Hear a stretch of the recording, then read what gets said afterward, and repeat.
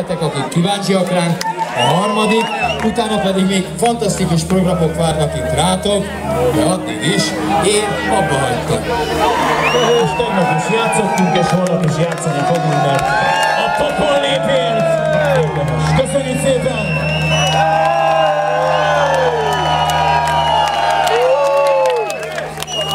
Hát akkor, ahogy Gábor bekonferálta, jöjjön egy dal, egy örökérvényű pokolgép nóta.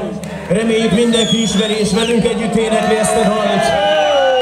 Hol van a szó, ami elmondaná, amit érzek belül? Egy egyszerű, tiszta, őszinte, emberi, magyar szó.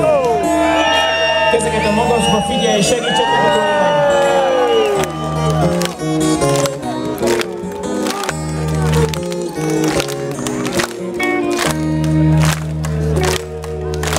Szeretnék álmodni egyszer holnapot,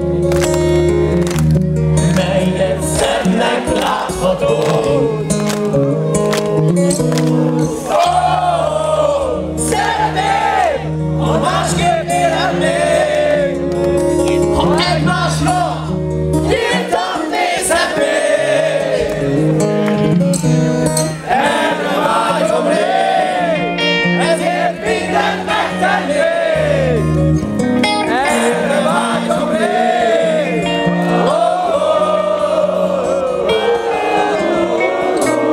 Vásárhelyi, ti vagytok, figyelj! Mondd, hol van a szó, amit elmondanál, amit érzek belül. Mondd, miért hajt a vágy? Mondd, hol van a szó, amit nem mondtam el, amit érzek belül. Egy egyszerű, tiszta, őszinte szó. Topsz, figyelj, segíts! Nagyon fontos!